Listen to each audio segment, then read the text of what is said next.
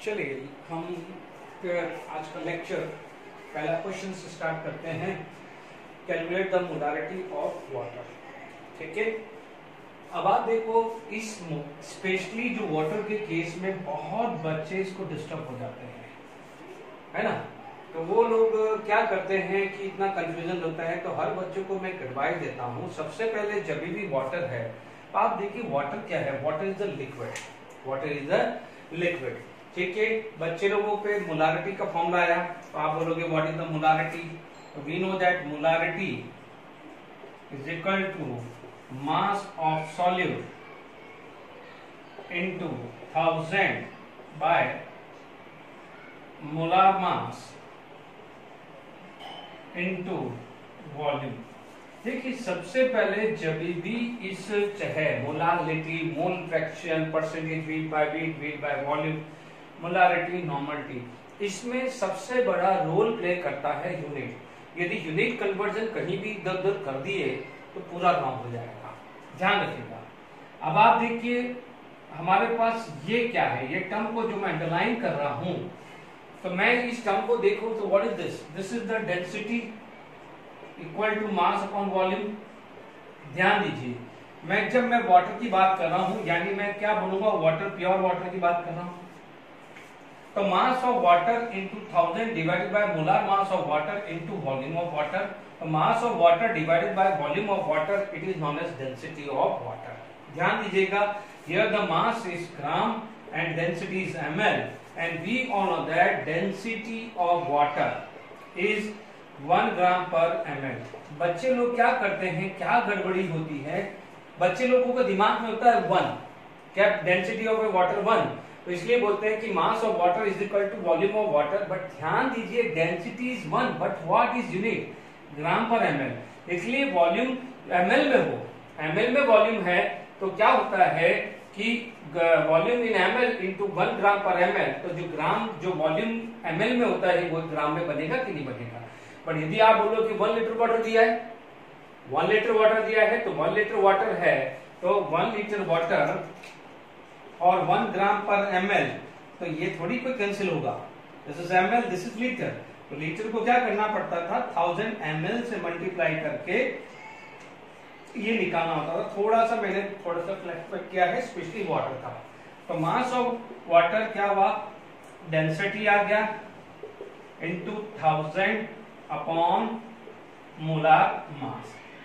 ठीक है, what is the density, but ध्यान दीजिए यहाँ पर डेंसिटी की यूनिट क्या होनी चाहिए, ग्राम पर ml। It's value is 1000 and the molar mass of a water is 18 and this value is comes to be 55.55 mole. ठीक है, यहां तक क्लियर हो गया। मान लीजिए कोई भी आपके पास नेक्स्ट क्वेश्चन बन सकता है, तो is it clear to all of you. यहां पर आपके पास कोई क्वेश्चन बन सकता है कि मान लीजिए कोई भी लिक्विड ले लिया है ना, कोई भी मोलारिटी और कोई भी लिक्विड ले लिया, मैंने लिख दिया calculate the molarity of liquid, कोई भी लिक्विड ले लिया, मोलार मास मान लीजिए उसका 40 मैंने दे दिया है ना, कोई भी रैंडम भी ले रहा हूं, एंड डेंसिटी ऑफ लिक्विड मान लीजिए मैंने 2 ग्राम पर ml दे दिया है। ठीक है, डेंसिटी ऑफ लिक्विड क्या दे दिया मैंने, 2 ग्राम पर ml दे दिया। बिल्कुल सिंपल सॉल्यूशन है। ध्यान दीजिए मोलारिटी यानी लिक्विड के लिए, this formula is for liquid, गलती नहीं होनी चाहिए। अभी मैंने प्रूव किया है, मैंने क्या प्रूव किया है, प्रूव किया है मोलार मास। ध्यान दीजिए this is formula for pure liquid. Bar bar repeat करने के बावजूद भी बच्चे लोग कंफ्यूज होते हैं। हर बार हर चीज पे समझाता हूं फिर भी आप कंफ्यूज हो जाते हो, ये गलती नहीं करिए। आपके पास क्या दिया हुआ है, 2 ग्राम, ठीक है, 1000, मोलार मास कितना है, मोलार मास कितना है 40। Is it clear. यहां पर कितना आ जाएगा, ये आ जाएगा 25 इंटू 2, तो कितना आ जाएगा 50 मोलार। Is it clear. तो this is the way to how to find out the molarity of pure liquid. तो वहां पर एक एग्जांपल प्योर वाटर का लिया है और एक कोई एनी लिक्विड का भी मैंने ले लिया है। Is it clear. अच्छा, दूसरी बात क्या करते हैं कि मान लीजिए कोई भी मोलारिटी, क्योंकि लास्ट क्लास में हमने डिस्कस किया था मोलारिटी ऑफ मिक्सिंग, डिस्कस किया था। क्या डिस्कस किया था? मोलारिटी ऑफ मिक्सिंग डिस्कस किया था। मान लीजिए आपके पास क्या होता है, क्वेश्चन ऐसा आता है मोलारिटी ऑफ मिक्सिंग का, इज इट क्लियर? कि मान लीजिए व्हाट इज द मोलारिटी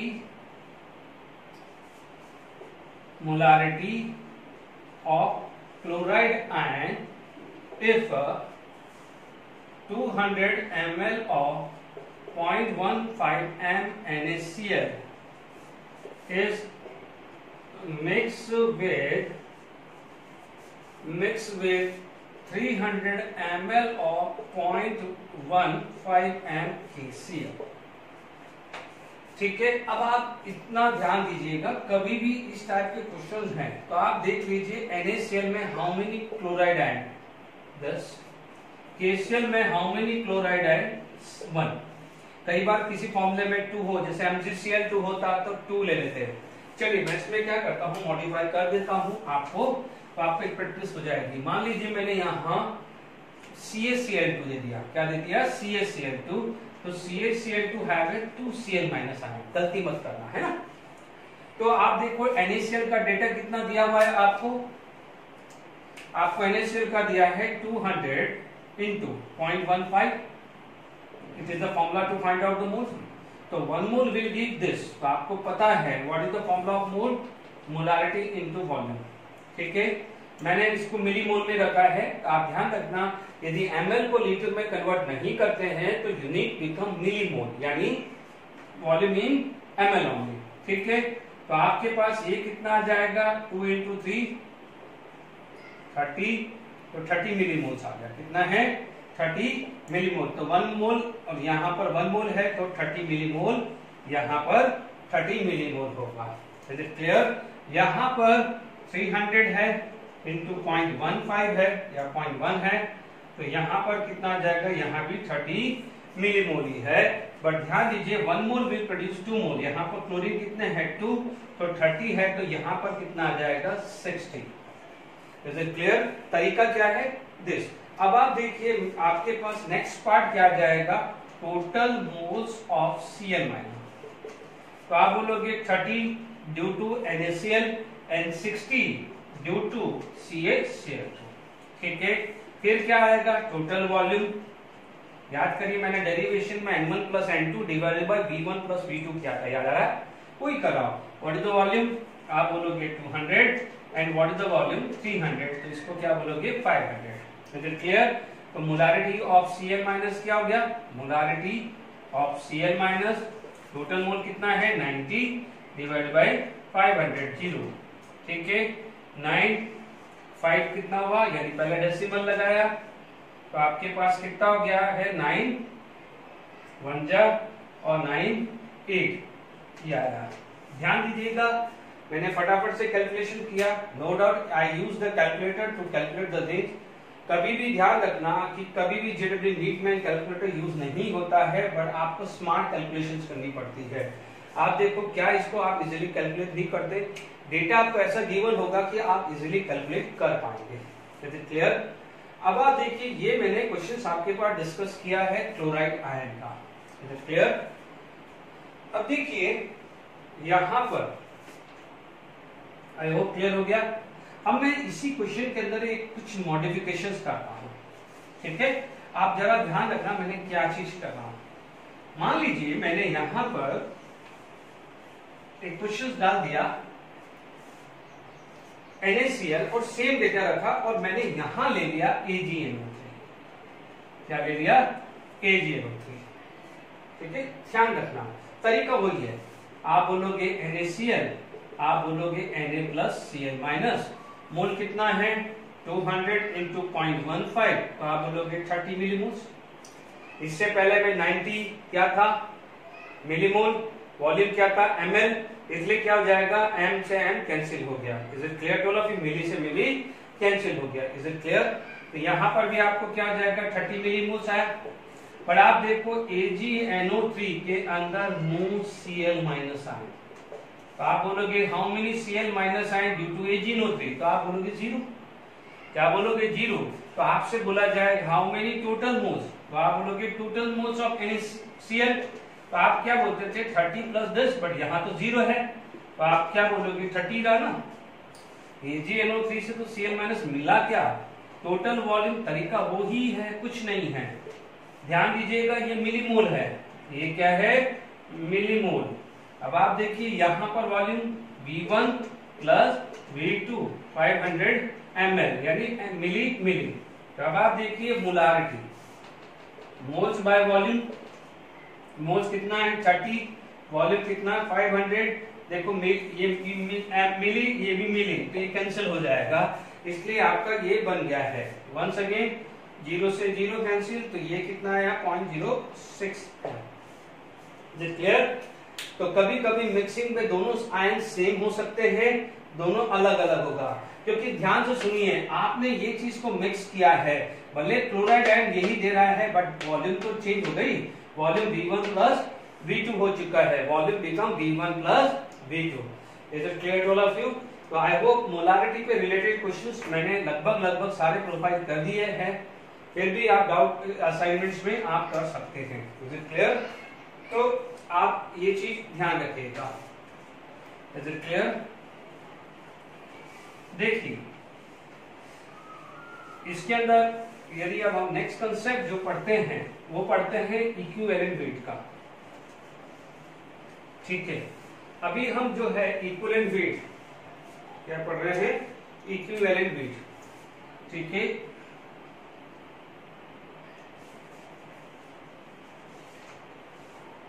आप पढ़ रहे हैं इक्विवेलेंट वेट। ठीक है, अभी अपन क्या पढ़ रहे हैं, नॉन रिडॉक्स रिएक्शन। ठीक है ना, नॉन रिडॉक्स का ध्यान दीजिएगा। रिडॉक्स रिएक्शन जिसके अंदर ऑक्सीडेशन या रिडक्शन होता है वो आगे आने वाले चैप्टर में आएगा। अभी अपन ये मान के चलें कि रिडॉक्स रिएक्शन नहीं हो रहा है। ठीक है, कभी दिमाग मत लगाइए कि रिडॉक्स क्या है और रिडॉक्स नहीं है, बिल्कुल सिंपल सा फॉर्मूला है।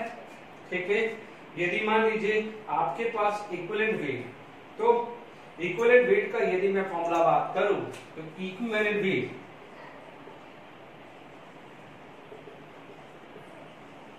it is equal to molecular weight, atomic weight या formula weight upon n factor। ठीक है, मॉलिक्यूल से तो मॉलिक्यूलर वेट, एटम है तो एटॉमिक वेट, फॉर्मूला है जैसे आयंस है तो फॉर्मूला वेट बोलेंगे डिवाइडेड बाय n फैक्टर होगा। Is it clear to all of you. चलिए अब हमारे पास चलो molecular weight, atomic weight, formula weight तो अपन निकाल सकते हैं, मैटर आता है n फैक्टर। देखिए सबसे पहले आपके पास केस आ जाएगा acid. What is the definition of acid.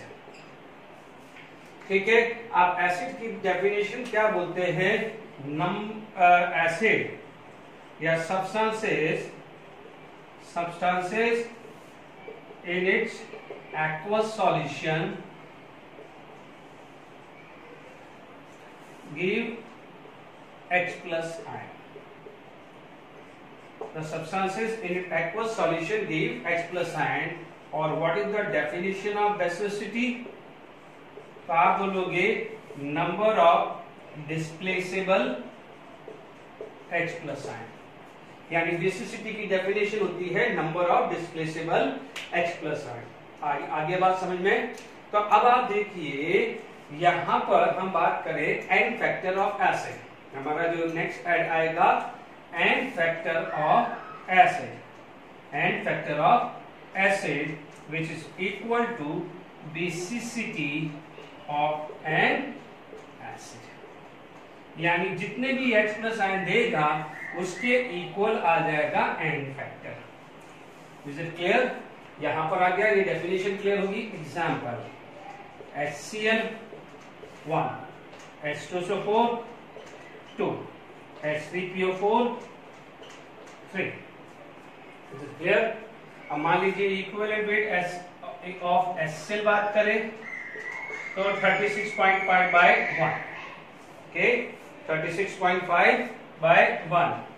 और इक्विवेलेंट वेट ऑफ H2SO4 की बात करें तो 98 by 2।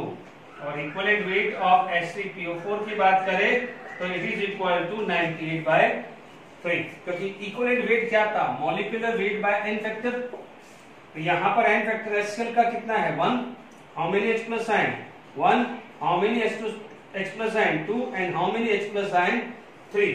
तो आप क्या बोलोगे n फैक्टर, क्योंकि यहाँ पर आप नोट कर रहे हैं, तो आप बोलोगे n फैक्टर यानी बेसिसिटी कितनी है 1 for HCl, 2 for H2SO4 and 3 for H3PO4। तो if you want to find out the equivalent weight of HCl, तो आप बोलोगे मॉलिक्यूलर वेट 36.5/1, H2SO4 98/2, H3PO4 98/3 आ गया। तो यानी सबसे पहले हमने एसिड की डेफिनेशन पढ़ी, बेसिसिटी पढ़ा, और यदि किसी भी एसिड का इक्विवेलेंट वेट निकालना है तो वो क्या तरीका है वो मैंने यहाँ पर आपको समझाया है। अब आप देखिए, अब मैं जो चीज समझा रहा हूं, इज इट क्लियर, वो आप जरा ध्यान से सुनिएगा।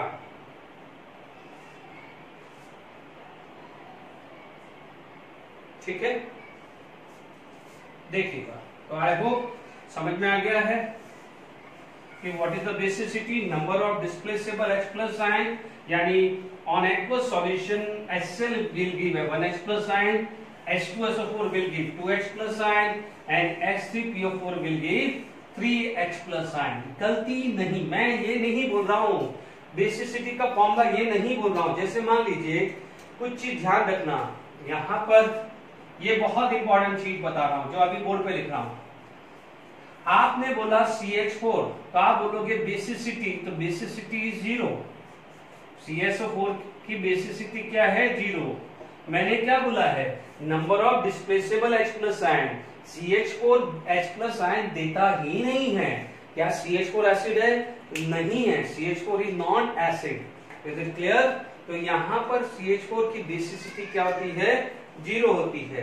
जैसे आपने इनिशियल क्लासेस में पढ़ा होगा फॉर्मिक एसिड।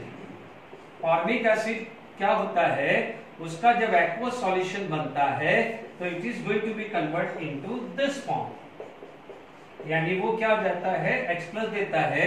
यदि यहां से पॉजिटिव पार्ट चला गया तो उसको बैलेंस करने के लिए ये पार्ट क्या हो जाएगा, नेगेटिव आ जाएगा। तो आप बोलोगे व्हाट इज द बेसिसिटी, इसकी बेसिसिटी क्या हो जाएगी 1 आ जाएगी। ठीक है, अब आप देखिए जो इंपॉर्टेंट फॉर्मूला है, जो सबसे ज्यादा इंपॉर्टेंट फॉर्मूला है, उसे आप बोलते हैं ऑक्सैलिक एसिड। ठीक है, कोई बात नहीं, पहली बार आप सुन रहे हो, बार बार इसके न्यूमेरिकल्स करोगे तो याद हो जाएगा, उसके लिए बेफिक्र रहिए। ठीक है, ऑक्सैलिक एसिड का फॉर्मूला होता है H2C2O4.2H2O। ठीक है, एक चीज का ध्यान रखना कि water is a weak electrolyte. Water is weak electrolyte. बच्चों अभी जो लेक्चर ले रहा हूं उसमें बहुत सारा समझने की चीजें हैं और ये बार बार आपको प्रैक्टिस करेंगे तो क्लियर होगा। Water is the weak electrolyte, यानी वाटर हम लोग समझते हैं can give H plus ion and OH minus. But ये ध्यान रखना, ये एक्सपेरिमेंटल वैल्यू जो मैं लिख रहा हूं एक्सपेरिमेंटल वैल्यू है कि एट 25 डिग्री सेल्सियस कि यदि 1 मोल में वाटर लेता हूं, 1 मोल वाटर लेता हूं तो इट कैन गिव 10 की पावर -7 मोल, 10 की पावर -7 मोल। कहां 1 मोल HCl है, जैसे अभी आपके सामने मैं एक HCl का एग्जांपल लूं, तो HCl में यदि मैं यहां 1 मोल लूं तो HCl कैन गिव 1 मोल। तो आप देख लीजिए दिस इज 100% डिसोशिएट। तो ये क्या हो जाएगा, जब डिसोसिएशन बहुत ज्यादा होता है, लगभग 100% के हिसाब से होता है, उसे आप क्या बोलते हैं स्ट्रॉन्ग इलेक्ट्रोलाइट। अब आप देखो कहां 1 मोल और कहां 10 की पावर -7, तो 1 मोल के कंपेयर में 10 की पावर -7 तो बिल्कुल निग्लेजिबल है, 0.0000 समथिंग हुआ। इसका मतलब वाटर ऑलमोस्ट अनडिसोशिएट रहा। तो ये माना जाता है कि वाटर इज ऑलमोस्ट अनडिसोशिएटेड। अब जब अनडिसोशिएटेड है, ऑलमोस्ट अनडिसोशिएट होते हैं, तो वाटर को क्या बोलते हैं वीक इलेक्ट्रोलाइट। क्योंकि अभी जो चीज मैं एक्सप्लेन करने जा रहा हूं उसमें गड़बड़ी नहीं हो, उससे पहले मैंने ये सारी चीजें बात कर दी। ठीक है, आयनिक इक्विलिब्रियम में मैं वापस से इस चीज को लूंगा। ठीक है, तो आप ये चीज का ध्यान रखना कि water is a weak electrolyte, it is almost undissociate. यानी 1 के कंपेयर में 10 की पावर -7 दिया है, तो बचा कितना है 1 माइनस दिस, यानी ऑलमोस्ट 1 के इक्वली हुआ ना। तो आप क्या बोल सकते हैं कि वाटर इज अनडिसोसिएटेड। ठीक है, आपने अच्छे इलेक्ट्रोलाइट कौन से पढ़े हैं, NaCl, KCl, यानी जो भी फर्स्ट ग्रुप के कंपाउंड है, सोडियम, पोटेशियम, रूबिडियम, सीजियम, इनके कंपाउंड क्या है, बहुत अच्छे इलेक्ट्रोलाइट होते हैं। ये आप पढ़ोगे चैप्टर नंबर 4 में पढ़ोगे, जहां केमिकल बॉन्डिंग में वहां आएगा आयनिक कंपाउंड में। बट जैसे जैसे टाइम मिल रहा है मैं आपको धीरे धीरे आगे इसको आगे बढ़ा रहा हूं। ठीक है, आज यहां पर ये सारी चीजें क्लियर हो गई है। ठीक है, तो ये अनडिसोसिएटेड पार्ट आ गया है। अब देखिए इसके अंदर, यानी अब आप देखिए मैंने जो चीज समझाई है आपसे, यदि मैं यहां पर देखूं तो हाउ मेनी वाटर मॉलिक्यूल 2, तो आप क्या बोलोगे, वाटर मॉलिक्यूल से जो H+ है लगभग 0 है। ये समझ में आया? अभी मैंने प्रूव किया है कि वाटर इज ऑलमोस्ट अनडिसोसिएट, यानी वाटर से H+ लगभग न के बराबर मिलता है, मिलता ही नहीं है। अभी पढ़ाया, तो मैं बोलूंगा इस वाटर से जो H+ प्रोड्यूस होना है वो तो लगभग 0 है। बट यहाँ पर how many H+ ion, here is 2, here the H+ ion is equal to 2, तो टोटल कितना हुआ 2 + 0। तो ध्यान दीजिएगा यहाँ पर एक चीज इंपॉर्टेंट चीज आएगी कि basicity of oxalic acid, basicity of oxalic acid it is equal to 2 this plus this. Is it clear? गलती नहीं होनी चाहिए, इंपॉर्टेंट है। और ध्यान रखना कि ऑक्सैलिक एसिड का जब भी वर्ड है पूरा ये फॉर्मूला लिखना है, सिर्फ ये नहीं लिखना है, गलती मत करना। ठीक है, गलत कर हो जाएगा। Equivalent weight of oxalic acid, आप क्या बोलोगे, मॉलिक्यूलर वेट। इसका मॉलिक्यूलर वेट चेक कर लीजिएगा, 126 आता है, चेक कर लीजिएगा 126 का मॉलिक्यूलर मास डिवाइडेड बाय 2, ये कितना आता है 63। ये भी इंपॉर्टेंट है, कितना है 63 ऑक्सैलिक एसिड का आ गया है। तो मैं साथ में आपको इक्विवेलेंट वेट सिखा रहा हूं पहले। ठीक है, देखिए ये चीज आ गई है, how to find out the equivalent weight. 63 आया है ऑक्सैलिक एसिड, उसका ध्यान रखना है। तो आप एक ही चीज ध्यान रखना है, जितने भी ऑर्गेनिक कंपाउंड हैं, methane, ethane, propane, methanol, ethanol, इन सब ये सब एसिड नहीं है। सिर्फ एसिड कौन से हैं, जैसे आप जो एक्चुअल एसिड फैमिली से बिलोंग करते हैं। ठीक है, तो आप ये ध्यान रखिएगा कि जैसे आपके पास फॉर्मिक एसिड हुआ, कोई भी एसिड हुआ, तो जनरली कोई भी एसिड हुआ RCOH है ना, मैंने जनरल फॉर्मूला लिख दिया है। R की जगह H, methyl, ethyl, propyl, butyl कुछ भी आ सकता है। RCO- और H+ आयन आया, तो आपको बेसिसिटी क्या मिल जाएगी, यहाँ पर बेसिसिटी इज इक्वल टू 1 मिल जाएगी। Is it clear? यानी ये क्या जाता है, this is family is known as carboxylic acid family. ये शायद इनिशियल क्लासेस में 9th 10th में आपने पढ़ा होगा कार्बोक्सिलिक एसिड, नहीं तो अब आगे ऑर्गेनिक में आएगा। अब आप देखिए ये जो चीज है, अभी मैं जो चीज चला रहा हूं, ये वेरी वेरी इंपॉर्टेंट है, वेरी वेरी इंपॉर्टेंट। और इस पे बेस्ड IIT एडवांस में भी क्वेश्चन आया है। मैं ट्राई कर रहा हूं, क्योंकि अभी आपने बेसिक चीजें नहीं पढ़ी है, मैं ट्राई कर रहा हूं, कुछ हद तक समझाने की कोशिश कर रहा हूं। ठीक है, अदरवाइज परफेक्टली चैप्टर 4 के बाद आएगा। इसीलिए यदि आपको मेरे इस एक्सप्लेनेशन को नहीं समझ में आया, तो फॉर ए व्हाइल जब भी इस दोनों से रिलेटेड क्वेश्चंस आ जाए, तो आप जो मैं बेसिसिटी की वैल्यू बता रहा हूं वो आप अभी ध्यान रख लीजिएगा। फिर जब चैप्टर 4 में आएगा, जब उसके पीछे की जो बैकग्राउंड है, उसका स्ट्रक्चर, उसकी बॉन्डिंग का नेचर और अच्छे से क्लियर होगा, तो ये मैं आपको क्लियर कर दूंगा। अदरवाइज कोशिश करो, नहीं समझ में आता है तो अभी फॉर ए मोमेंट उस बेसिसिटी की वैल्यू याद रख लेना। ठीक है, 4th चैप्टर में मैं बिल्कुल क्लियर कर दूंगा, गड़बड़ी मत करना। डन? अब आप देखो, यहां पर अभी थोड़ी देर पहले मैंने H3PO4 पढ़ा था, उसकी बेसिसिटी कितनी पड़ी थी, 3। H3PO3 इसकी बेसिसिटी 2 आती है, ध्यान रखना। और H3PO2 की बेसिसिटी आती है 1। ये दोनों बहुत इंपॉर्टेंट है। ठीक है, क्योंकि अपन जनरली क्या बोलते हैं कि ये 3 है तो यहाँ भी 3, यहाँ भी 3 होगा। ठीक है, इसके पीछे कंसेप्ट होता है। ठीक है, हम लोग हमारे डे टू डे लाइफ में क्या बोलते हैं कि जैसे हम हैं वैसे हमारे फ्रेंड्स हैं, यानी जिस नेचर के आप है उसी नेचर के फ्रेंड हैं। ठीक है, तो ये ध्यान रखना, आपका हमेशा स्लोगन होना चाहिए लाइक डिसॉल्व लाइक। और हमने डे टू डे लाइफ में पढ़ा है कि ionic compound is highly soluble in water. ये पढ़ा हुआ इनिशियल क्लासेस में, इसका बेस्ट एग्जांपल है NaCl is highly soluble in water। NaCl is ionic compound। ionic compound chapter 4 में लेंगे अपन, है ना, टेंशन मत लो। is highly soluble in compound। अभी मैं जो चीज समझा रहा हूं ध्यान रखिए, एक फंडा बता रहा हूं, घर का phone these are the most electronegative element, है ना। यदि इलेक्ट्रोनेगेटिव एलिमेंट्स मेटल ही हैं, ठीक है, यानी सबसे ज्यादा मोस्ट नॉन मेटलिक कौन है? Fluorine, then oxygen, then nitrogen. Most non metallic phone, Vodafone, घर का फोन, याद रखिएगा। अब देखिए यहां पर ये क्लियर हो गया, ये नोट कर लिया। अब देखिए अभी जो स्ट्रक्चर मैं बना रहा हूं ये अभी मान के चलिए बनता है, मैं चैप्टर 4 में बार बार रिपीट कर रहा हूं, क्लियर कर रहा हूं, फिर ले देके फिर आप कंफ्यूजन मत क्रिएट करना। मैं वापस बोल रहा हूं, आपके पास ये स्ट्रक्चर होता है H3PO4 का। This is the structure of H3PO4। ठीक है, this is the structure of H3PO3। कैसे होता है, क्यों होता है, BSc PR theory chapter number 4 में लूंगा। अभी समझ लो, ये स्ट्रक्चर मान के चलिए।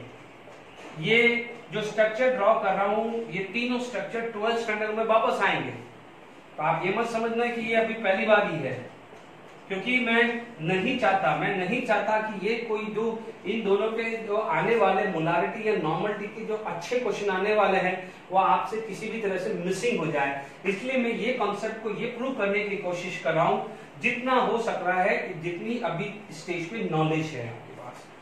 ठीक है, अभी क्या पढ़ा है, like dissolve like, and what is the definition of acid, the substances in it aqueous solution can give H+ ion. आप थोड़ा सा रिकॉल करेंगे, मैं थोड़ा सा रिकॉल कराता हूं सारे स्ट्रक्चर जो अभी तक मैंने पढ़ाए हैं। ठीक है, थोड़े से इसको फिर मैं रखता हूं, सारे structure HCl, H2SO4, this is the structure of H2SO4। या अभी मैंने फॉर्मिक एसिड लिया था।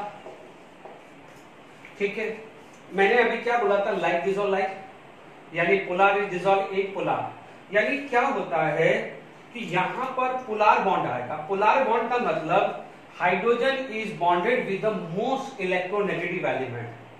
अभी अपन ने क्या पढ़ा था, ऑक्सीजन, क्या पढ़ा था, सबसे पहले क्या पढ़ा था, याद रखिए, फ्लोरीन, उसके बाद oxygen and nitrogen. Fluorine oxygen की बात करें तो अब आप देखिए इसके बाद आता है एल्मोस्ट क्लोरीन। ठीक है ना, क्लोरीन और नाइट्रोजन की लगभग बराबर होती है ना, ध्यान दीजिएगा। अब आप देखो ये दोनों है, तो this bond is known as polar. ये बॉन्ड क्या है, पोलर। ये बॉन्ड क्या है, पोलर। और ये बॉन्ड क्या है, पोलर। ये नहीं है, कार्बन है, ऑक्सीजन की बात कर रहा हूं। ठीक है, polar bond dissociate into ions in water। ठीक है, polar bond dissociate into ion in water। क्या हुआ, पोलर बॉन्ड टूटा, क्या बना, H+ Cl-। पोलर बॉन्ड टूटा H+, पोलर बॉन्ड टूटा H+, तो how many H+ ion, 2 H+ ion, remaining part क्या बना, सल्फेट आयन। आप बोलोगे यहां से क्या हुआ, H+, remaining is minus HCO- and H+ ion. तो इस तरह से अपन HCl की बेसिसिटी 1, H2SO4 की 2 और इसकी बेसिसिटी बोलते हैं पोलर बॉन्ड। पोलर बॉन्ड क्या होता है, जो जितना आप इलेक्ट्रोनेगेटिव एटम रखोगे उतना क्या हो जाएगा, मेटल और नॉन मेटल या लेस मेटल या मोर मेटल या लेस नॉन मेटल या लेस मोर नॉन मेटल के बीच में डिफरेंस आएगा। Is it clear?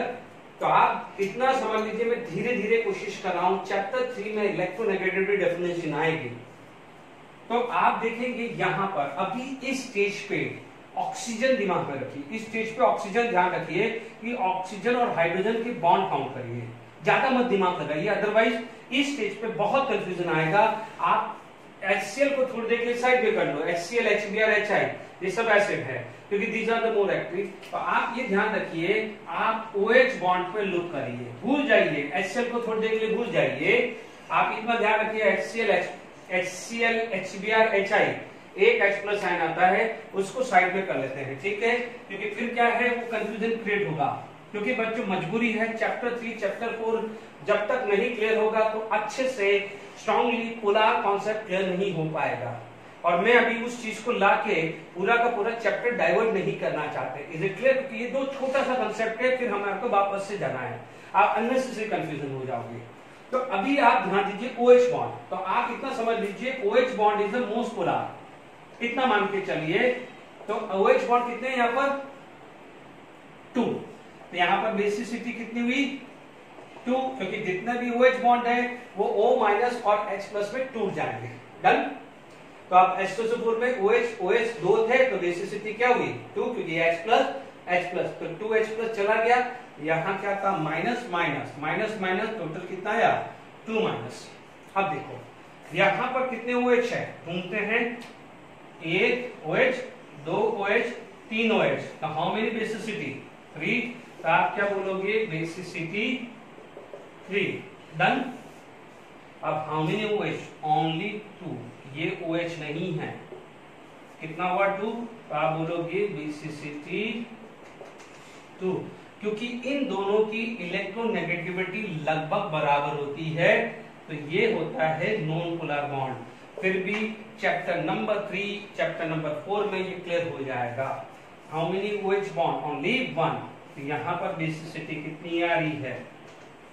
1। मैं वापस से रिपीट कर रहा हूं, फिर आप वापस मैसेज करके ये करके मत बोलना sir I am unable to get the polar non polar. अभी इतना ध्यान रखिए, मैं वापस से क्लियर कर रहा हूं। अभी OH बॉन्ड को काउंट कर लो, OH बॉन्ड को काउंट कर ले, सारा कंसेप्ट क्लियर करूंगा कि why the polar is get ionised into this one. ठीक है, मैं आपको थोड़ा तो बेसिक में दे लूंगा, ठीक है? इतना ध्यान रखिए, क्योंकि परफेक्शन मैं अभी भी नहीं कह सकता, क्योंकि आपने इलेक्ट्रोनेगेटिविटी नहीं पढ़ी है, स्ट्रक्चर बनाना नहीं पढ़ा है, नहीं कंपाउंड के बारे में नहीं पढ़ा है, इसलिए थोड़ी मुश्किल आ जाएगी। तो मेरी पर्सनल एडवाइस है, अब इतना ध्यान रखो OH है, यानी आप OH काउंट करो, जितने OH काउंट होंगे उतनी बेसिसिटी होगी, इतना थोड़ी देर के लिए ध्यान में रख लीजिए, ठीक है? अदरवाइज कंसेप्ट क्या बोलता है, फिर भी कुछ बच्चे हैं यदि बहुत ज्यादा सोचते हैं कि नहीं नहीं अभी क्या भी बताइए, तो कंसेप्ट क्या होता है, ठीक है? मैंने काम कर दिया है। कंसेप्ट क्या होता है आप समझ लीजिए, पोलर A एंड B, यदि A मोर नेगेटिव है, B more positive. More negative कौन होता है? जो ज्यादा नॉन मेटल होता है। क्या होता है? ज्यादा नॉन मेटल होता है। B क्या होता है? मेटल या लेस नॉन मेटल, ठीक है? अब आप देखो वाटर में क्या है? ऑक्सीजन इज नेगेटिव पार्ट, यहाँ पर वाटर में हाइड्रोजन क्या होगा? पॉजिटिव पार्ट होगा, क्योंकि ऑक्सीजन सेकंड हाईएस्ट इलेक्ट्रोनेगेटिव है ना, अभी समझाया ना। अब ध्यान से सुनिए, नेगेटिव को कौन अट्रैक्ट करेगा? पॉजिटिव अपनी तरफ खींचेगा, पॉजिटिव को इसको अट्रैक्ट करेगा नेगेटिव, तो ये दोनों अपने आप को एक दूसरे को खींचेंगे वाटर में। ये क्या होगा? धीरे धीरे धीरे टूटेगा। जब ये धीरे धीरे टूटेगा तो ये क्या बन जाएगा? E+, और ये क्या कन्वर्ट हो जाएगा? B-, यानी ये पूरा का पूरा पॉजिटिव, ये पूरा का पूरा नेगेटिव। जैसे हम वाटर में यदि NaCl को वाटर में डालते हैं तो काम कैसे होता है? सोडियम क्या होता है? अभी अपन ने याद है फॉर्मूला वेट पढ़ाया था, सोडियम होता है प्लस, क्लोरीन होता है माइनस, याद आ रहा है? Sodium is metal, chlorine is negative. किसमें डाला? वाटर में।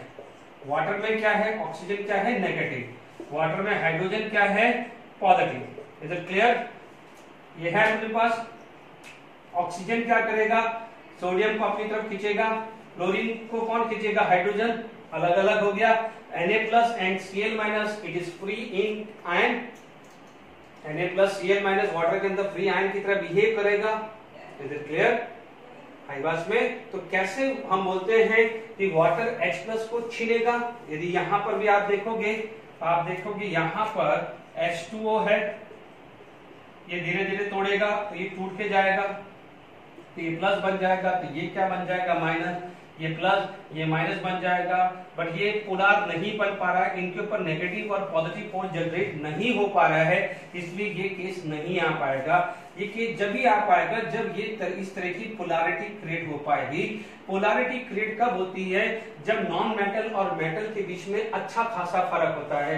एक एलिमेंट बहुत ज्यादा नॉन मेटल की तरफ होता है और एक एलिमेंट बहुत ज्यादा मेटल की तरफ होता है, उसका नेचर बहुत मेटल की तरफ सिमिलर कर रहा है, या दूसरे का बहुत नेचर नॉन मेटल की तरफ सिंक हो रहा है, तो बहुत बड़ा डिफरेंस आएगा, तब जाके पोलैरिटी होती है। फिर भी मैं इलेक्ट्रोनेगेटिविटी चैप्टर 3 में और अच्छे से क्लियर करूंगा। तो मेरी एडवाइस है, प्लीज अब ध्यान दीजिए, OH काउंट कर लीजिए, मैंने बेसिक भी समझा दिया। यहाँ 3 है तो बेसिसिटी 3, 2 है तो 2, 1 है तो 1। ठीक है, इससे ज्यादा प्लीज दिमाग मत लगाइए। ओके, अब आप देखिए इक्विवेलेंट वेट हमने किसी भी एसिड का निकाला सीख लिया है। Is it clear? है ना, सबसे ज्यादा होता है एसिड का। अब आप देखिए, यदि आपको इक्विवेलेंट वेट किसी बेस का निकालना है या इक्विवेलेंट वेट ऑफ बेस, ठीक है, आप क्या बोलोगे? What is the definition of base? The substances in its aqueous solution gives OH ions। ठीक है, अब आप देखिए बेसिसिटी आपके पास ये आ गई, द सब्सटेंसेस इन इट। ठीक है, अब आपके पास एक डेफिनेशन आ जाएगी, बेस के लिए क्या आ जाएगा? एसिडिटी वर्ड, और एसिड के लिए क्या था? बेसिसिटी, और बेस के लिए क्या आ जाएगा? Acid word. Number of displaceable OH ions, number of displaceable OH ion. अब आप देख लीजिए, एग्जांपल ले लीजिए, जैसे NaOH, KOH, calcium hydroxide, aluminium hydroxide. Acidity, या जिसको अपन क्या बोलते हैं? N factor. ठीक है, एसिडिटी या एन फैक्टर, यानी उसके लिए एन फैक्टर क्या था? बेसिसिटी, इनके लिए क्या हो जाएगा? N factor acidity. NaOH में हाउ मेनी डिस्प्लेसेबल OH हैं? 1, 1, 2 एंड 3। अब इक्विवेलेंट वेट आया तो कितना आ जाएगा? 40/1, 40, क्योंकि molecular mass of NaOH is 40। ठीक है, 39 + 1 इसका आ जाएगा 56/1, 56। कैल्शियम हाइड्रोक्साइड यहां पर आ जाएगा 74/2, इट कैन बी 37। कैल्शियम का 40 और 17 into 2 34 + 40, 74/2 37।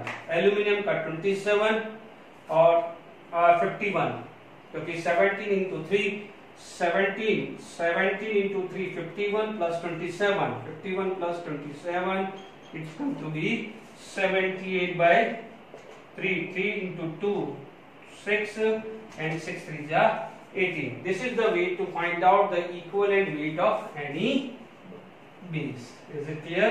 तो मैं आपको साथ के साथ n फैक्टर भी निकाल रहा हूं और आपको वो भी निकाल रहा हूं इक्विवेलेंट वेट। चलिए यहां पर नेक्स्ट बात करते हैं इक्विवेलेंट वेट ऑफ आयंस की। नेक्स्ट टॉपिक अपन बात करते हैं इक्विवेलेंट वेट ऑफ आयंस और सॉल्ट। इसमें सबसे पहले बात करते हैं n factor of ion. It is equal to charge on ions. तो पहले अपन आयंस ले लेते हैं। n factor of ion, it is charge on ion. ठीक है, मान लीजिए आपके पास सिंपल है Cl-, Br-, I-, OH-, sulphate, carbonate, मान लीजिए नाइट्रेट ले लिया, मैंने एक साथ ही ले रहा हूं बच्चों, फॉस्फेट, बाइकार्बोनेट, ठीक है, और जो भी आ जाए, मान लो सल्फाइड आया, ठीक है, ऑक्सलेट आया, और भी आ सकते हैं, साइनाइड आया, ठीक है। तो ये वेरियस आपके पास क्वेश्चन आ सकते हैं। ऑक्साइड आया, ठीक है। तो अब इनके अंदर यदि मैं एन फैक्टर, यदि मैं नीचे लिख रहा हूं, आप बराबर से कॉलम बना देना, ये आयंस है, अब इनके ऊपर चार्ज कितना है, तो आप बोलोगे यहाँ 1, यहाँ 1, ये 1 आया, ठीक है, ये 1 आया, यहाँ 2, यहाँ 1, सॉरी फॉस्फेट के अंदर 3 आता है, ये 2, ये 2, ये 1 और ये 2। फॉस्फेट के ऊपर -3 चार्ज होता है, फॉस्फेट के ऊपर क्या होता है, -3 चार्ज। तो आपके पास क्या हो जाएगा, this is the N factor. मान लीजिए इनमें से कोई भी एग्जांपल ले लूं, मान लो equivalent weight of sulphate ion पूछा, ठीक है। तो what is the equivalent weight, it is the formula weight upon charge on ion, formula weight upon charge on ion. Formula weight कितना है, सल्फर का कितना होता है 32 प्लस 64, चेक कर लीजिए, 96/2 it can be 48। First example आ गया, ठीक है। मान लीजिए मैंने कार्बोनेट का लिया, इक्विवेलेंट वेट ऑफ कार्बोनेट ले लिया, ये कितना होता है 12 प्लस 48, कितना आ गया 60/2, तो कितना आ गया 30 आ गया। अब इस तरह से किसी का भी ले सकते हैं, मान लीजिए OH माइनस का ले लिया, तो मैं बोलूंगा equivalent weight of OH minus, ठीक है। इसका फॉर्मूला मास होता है 16 प्लस 1 17/1। बार बार रिपीट कर रहा हूं, इलेक्ट्रॉन यानी नेगेटिव चार्ज या पॉजिटिव चार्ज, नेगेटिव चार्ज का मतलब gain of electron, positive charge का मतलब लॉस ऑफ इलेक्ट्रॉन, उसका फॉर्मूला वेट पे कोई फर्क नहीं पड़ता, because the mass is mainly because of proton and neutron. Bar bar repeat कर रहा हूं, इज इट क्लियर? ये कितने लॉस हुए कितने गेन हुए उससे कोई फर्क नहीं पड़ता। 32 प्लस 64, क्योंकि इस ऑक्सीजन 16 इंटू 4 64 प्लस 32 कितना है 96, -2 चार्ज है या +2 उसको देखा ही नहीं अपन ने, 96/2 48। Carbon 12, oxygen 16 into 3 48, 48 plus 12 60/2, oxygen कितना है 16 प्लस 1 17/1।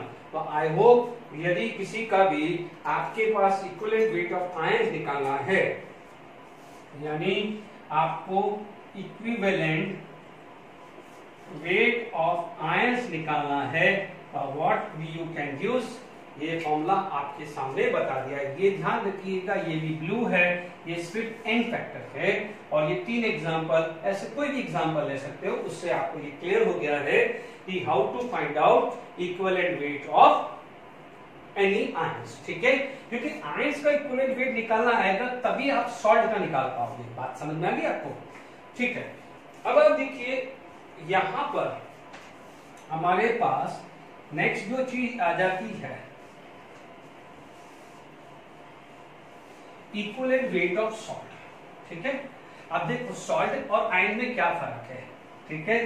जैसे मान लीजिए और एग्जांपल आप ले लेते हैं, जैसे मेटल आयन की बात करूं तो मेरे पास आ गया मान लीजिए calcium ion, sodium ion, aluminium ion, ammonium ion, ठीक है, मैग्नीशियम आयन, ये सारे आ गए।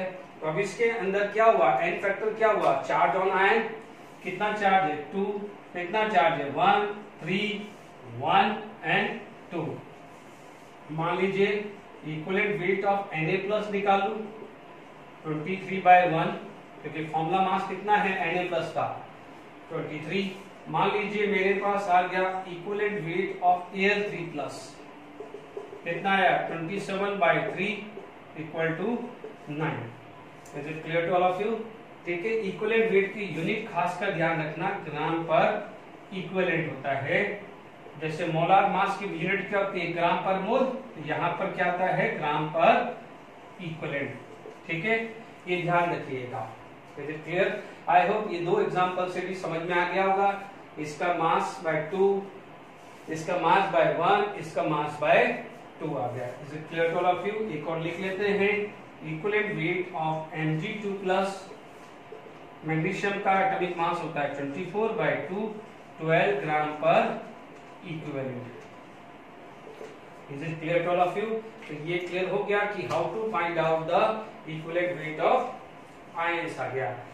ठीक है, अब आप देखिए यदि इक्विवेलेंट वेट ऑफ सॉल्ट निकालते हैं, और ये भी ध्यान रखना है बच्चों, जो भी मेटल है, यदि मान लीजिए कोई मेटल निकालना है, आप बोलोगे कि sir equivalent weight of metal, तो ध्यान रखना equivalent weight of metal is equal to atomic weight upon valency.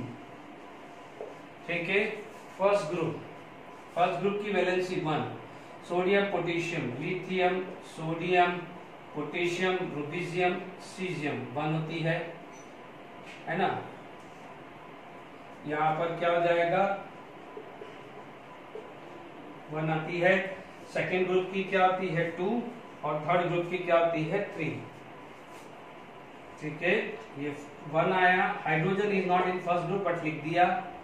बेला मांगे कार स्कूटर बजरंग रोय, हे ली ना के रब से फरियाद प्रेयर।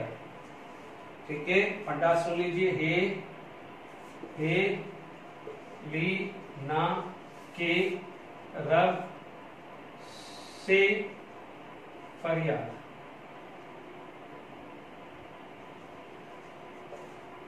हे लीना के रब से फरियाद। ठीक है, फर्स्ट ग्रुप हो गया अल्केन मेटल। फिर भी मैं चैप्टर नंबर 3 में जब स्टार्ट करूंगा लिखाऊंगा, टेंशन मत लीजिए। बेला मांगे कार स्कूटर बजरंग रोय, थोड़ा सेट कर लेना, बजरंग रोय, इन सब का वैलेंसी कितना आता है 2, और एल्यूमिनियम का याद रख लेना 3।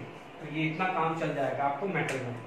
ठीक है ना, बाकी सब में क्या वेरिएबल होती है, फिक्स नहीं होती। ठीक है, और क्यों नहीं होती है वो सब आने वाले 3 ब्लॉक में हम डिस्कस करेंगे। ठीक है, तो अभी जो अपन को जितना जरूरत है मैंने बोर्ड पे आपको लिख दिया है। Is it clear? तो हे लीना के रब से फरियाद, बेटा बेला मांगे कार स्कूटर बजरंग रोय, या बेटा मांगे कार स्कूटर बजरंग। ठीक है, अब देखिए यहां पर यदि मैं आ जाता हूं कंसेप्ट पे, मान लीजिए इक्विवेलेंट वेट ऑफ सॉल्ट आया। देखिए salt have a 2 part, 1 is positive. देखिए सॉल्ट क्या होता है, 2 पार्ट होता है, एक होता है पॉजिटिव, एक होता है नेगेटिव। पॉजिटिव पार्ट को बोलते हैं कैटायन, और नेगेटिव पार्ट को, पॉजिटिव पार्ट को क्या बोलते हैं कैटायन, और नेगेटिव पार्ट को क्या बोलते हैं एनायन। पॉजिटिव पार्ट को क्या बोलते हैं कैटायन, एंड नेगेटिव पार्ट को क्या बोलते हैं एनायन। तो ध्यान दीजिएगा, it is equal to equivalent weight of cation plus equivalent weight of anion. ध्यान दीजिए, है ना, equivalent weight of cation plus equivalent weight of anion. यहाँ 2 से 3 से कोई मल्टीप्लाई करने की जरूरत नहीं है। Is it clear to all of you? ठीक है, बात समझ में आई? जैसे मान लीजिए मैं एग्जांपल लेता हूं। ठीक है, मान लीजिए इक्विवेलेंट वेट ऑफ NaCl लिया, तो आप बोलोगे equivalent weight of Na plus plus equivalent weight of Cl minus. ठीक है, अब आप देखो Na प्लस का कितना होता है, एटॉमिक मास 23, कितना चार्ज है 1। क्लोरीन का एटॉमिक मास होता है 35.5, चार्ज कितना है 1, तो आपको क्या मिल रहा है 58.5/1। ठीक है, ये क्लियर हो गया। सेकेंड मान लीजिए आपके पास फॉर्मूला है इक्विवेलेंट वेट ऑफ CaSO4। अब आप देखो हे ली ना यानी +1, बेला मांगे कार यानी सेकेंड ग्रुप +2। ठीक है ना, ऐसे धीरे धीरे, यदि मान लीजिए आपको चार्ट नहीं याद है तो तरीका भी सिखा दिया। अब आप देखो ये आपको पता है मेटल है तो प्लस आएगा, तो टोटल +2 है तो उधर कितना आना चाहिए -2। ठीक है, जितना पॉजिटिव चार्ज होता है उतना ही नेगेटिव चार्ज होता है। It is equal to equivalent weight of calcium ion plus equivalent weight of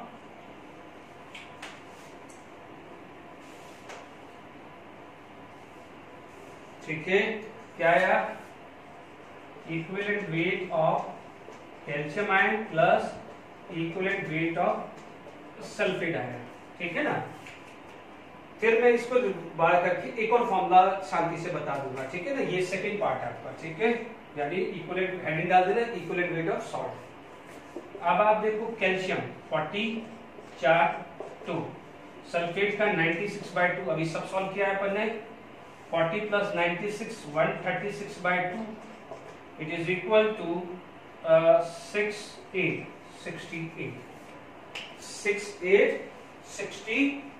हो गया है। Is it clear to all of you?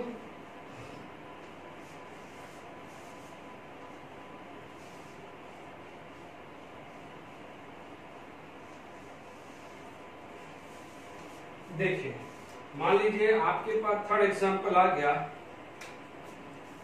अब ये इंटरेस्टिंग है, equivalent weight of aluminium sulphate,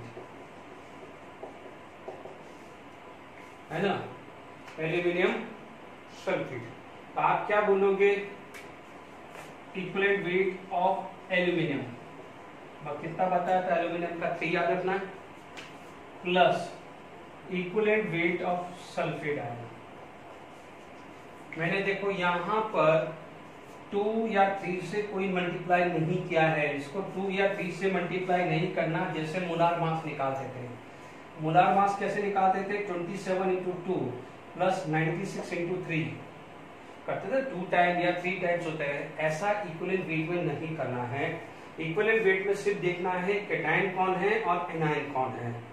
cation, अब आप देखो इससे पहले मैंने लिस्ट ऑफ एनायन बनाए थे जितने भी, या उससे पहले इनिशियली जब क्लासेस की मोल्स की जब थी तब मैंने बताया था सबके नाम का, नाइट्रेट, कार्बोनेट, सल्फेट। तो एक बार वो रिवाइज कर लेना, ठीक है। फिर भी आप बार बार बराबर प्रैक्टिस करोगे ना तो आ जाएगा, उसका कोई बहुत बड़ी बात नहीं है। एल्यूमिनियम 27/3 96/2, ठीक है, ये आया 9 और ये कितना आ जाएगा 48, तो it come to be 57। Check कर लीजिएगा एक बार, 48 एंड 57, ठीक है। अब आप देखिए इसको और इजी कर लेता हूं। अब मैं नया फॉर्मूला बता देता हूं, equivalent weight of salt is equal to molar mass of salt divided by total positive charge और टोटल नेगेटिव। जो आपको पहला मेथड समझ में आ रहा हो या ये वाला समझ में आ रहा हो, जो भी समझ में आ रहा हो आप कर लीजिएगा। Is it clear? अब मान लीजिए इस फॉर्मूले से मुझे इसका सॉल्व करना है, तो मेरा पहला example equivalent weight of aluminium sulphate, ठीक है, ये कितना आता है 54 + 3 × 96, ये था 2 × 27 54, 96 × 3 वो लिख दिया, यानी this is the molar mass of A salt. Aluminium का चार्ज होता है +3, पर एल्यूमिनियम कितने हैं 2, और सल्फेट के ऊपर चार्ज होता है -2 और वो कितने हैं 3, तो 2 × 3 + 6, 3 × 2 -6। तो अपन ने क्या बोला, या तो टोटल पॉजिटिव चार्ज ले लो या total negative charge. Total positive charge +6 और टोटल नेगेटिव चार्ज -6, दोनों सेम ही आएगा, दोनों सेम ही आएगा। तभी तो क्या है, यहाँ पर चार्ज कितना होता है 0 होता है, क्योंकि हम लोग पढ़ते हैं कि जो भी मॉलिक्यूल्स होता है that is electrically neutral, total positive charge is balanced by total negative charge, तभी तो फोर्स ऑफ अट्रैक्शन होगा। यदि पॉजिटिव चार्ज या नेगेटिव चार्ज डोमिनेटेड होगा तो अनबैलेंस हो जाएगा, stability is going to be reduce. But आपको पता है मॉलिक्यूल्स यदि नेचर में स्टेबल होता है तो आप क्या बोलोगे, इक्वल एंड अपोजिट फोर्स है, ठीक है। प्लस 6 है माइनस, तो यहाँ पर ये आ जाएगा 6। चेक कर लीजिए, यदि इसमें ये लगाना है 2 इंटू 27 54, 3 इंटू 96, ये 3 और 2 का एलसीएम कितना हो रहा है 6, तो ये दोनों फॉर्मूला सेम ही तो है। Is it clear? आप देख लीजिए इसका टोटल आपको क्या आ जाएगा 57। आपको ये मेथड सही लग रहा है या ये मेथड सही लग रहा है, दोनों में से कोई भी यूज कर सकते हैं। अब आप देखो, यदि मान लीजिए आपको यदि ट्रिक के हिसाब से चलना है, मान लीजिए आपको ये मेथड इजी लग रहा है, तो मैं इसमें ट्रिक लगा देता हूँ। क्या ट्रिक है? This is only trick, not a concept. Clear है? आप क्या करिए, ट्रिक क्या करें, ओके आप क्या करें जो ट्रिक के हिसाब से, यहां पर ट्रिक के हिसाब से क्या ले लो, एलसीएम ऑफ चार्ज ले लो। What is the n factor? LCM of charge, यानी यहां पर चार्ज कितना है, एलसीएम कैसे लेंगे देख लीजिए। एल्यूमिनियम का चार्ज कितना है +3, सल्फेट का कितना है 2, 3 और 2 का एलसीएम कितना होता है 6, प्लस माइनस मत देखिएगा, मैं 3 और 2 का एलसीएम कितना हुआ 6, और इसका molecular mass 2 into 27 plus 96 into 3, it can B 57। ध्यान दीजिएगा, ठीक है ना। मोलार मास अपन को निकालना आता है, अभी तक सीख चुके हैं, और एलसीएम ऑफ द चार्ज। ये ध्यान रखना, चार्ज का धीरे धीरे जब करोगे तो प्रैक्टिस आएगी, ठीक है, ये ध्यान रखिए। तो हमारे को भी इक्विवेलेंट वेट भी क्लियर हो गया है। अब आप देखिए, जैसे भी कैल्शियम सल्फेट था, इस ट्रिक से यदि अपन को कैल्शियम सल्फेट का निकालना है,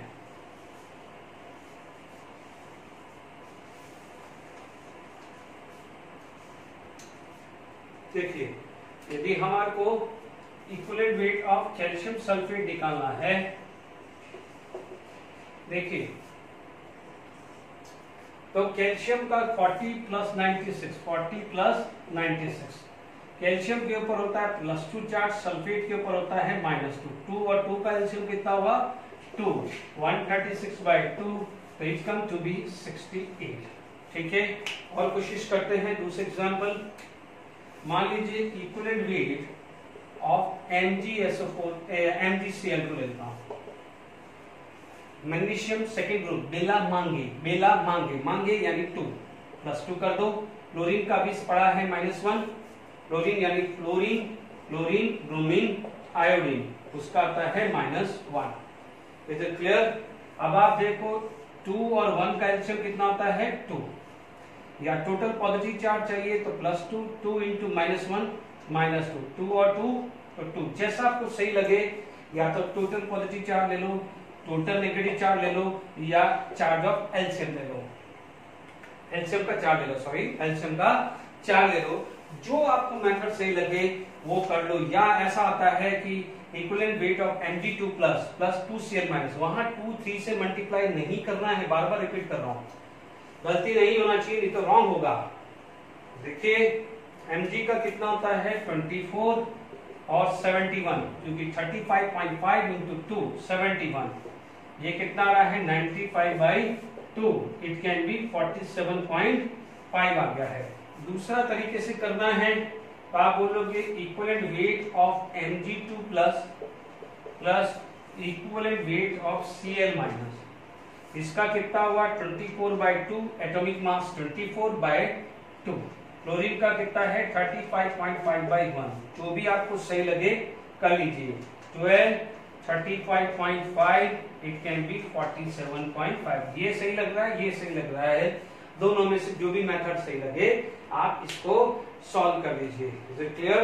तो हमने नॉन रिडॉक्स में ये सारी बात करी है, फिर हम आगे जो है जो भी बात करते रहते हैं, तो आई होप ये चीज क्लियर होगी।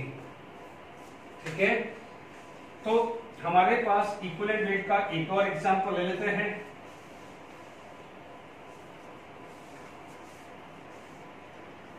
देखिए मान लीजिए हमारे पास equivalent weight of aluminium phosphate आ गया, ठीक है, 27 31 प्लस 64, 27 31 16 इंटू 4 64, एल्यूमिनियम का +3 चार्ज, तो उसका कितना हो जाएगा -3, और अभी थोड़ी देर पहले फॉस्फेट का चार्ज -3 भी पड़ा था ना, इन दोनों का क्या हुआ एलसीएम 3, तो आप चेक कर लीजिए 27, 31, 64, 12, 5, 11, 12, 122 122 बाय 3, 3, 4, 0 एंड 6, 7, 40.67 आ रहा है।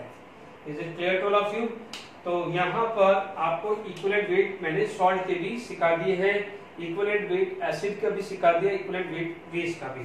ध्यान दीजिए आगे जो नेक्स्ट लेक्चर में मैं नॉर्मलिटी क्लियर करूंगा उसमें लॉ ऑफ इक्विवेलेंस बेस होगा कि यानी एक कंपोनेंट का मास से दूसरे कंपोनेंट का मास निकालना है और लिमिटिंग रिएजेंट कंसेप्ट नहीं भी लगाओ, मान लो लिमिटिंग रिएजेंट कंसेप्ट लगाए बिना भी मैं दूसरे का मास निकाल सकता हूँ स्पेशली प्रोडक्ट का, तो वो भी एक ट्रिक सिखाऊंगा, इससे सिखाऊंगा। तो ये 2-4 चीजें और उस पे मैं नेक्स्ट लेक्चर के अंदर दो या तीन जो प्रीवियस ईयर जेडब्ल्यू में 2019 में आए वो क्वेश्चन भी मैं डिस्कस करूंगा। तो आप जब भी है नेक्स्ट क्लास के लिए रेडी रहे तो आप ध्यान दीजिएगा। मैंने आपको अभी तक जो भी है एक बार सब रिवाइज कर लेना है क्योंकि मैं नेक्स्ट में यूज करूंगा percentage, weight by weight, weight by volume, volume by volume, parts per million, molarity, mole fraction, molarity और मोलारिटी की जो भी रिलेशन है वो सब रिवाइज कर देना। और खासकर equivalent weight of acid, equivalent weight of weight, equivalent weight of salt या आयंस या मेटल वो निकालना सीख लेना या रिवाइज कर लेना। I hope today sufficient. हम नेक्स्ट क्लास में इसको कंटिन्यू करेंगे। Thank you very much.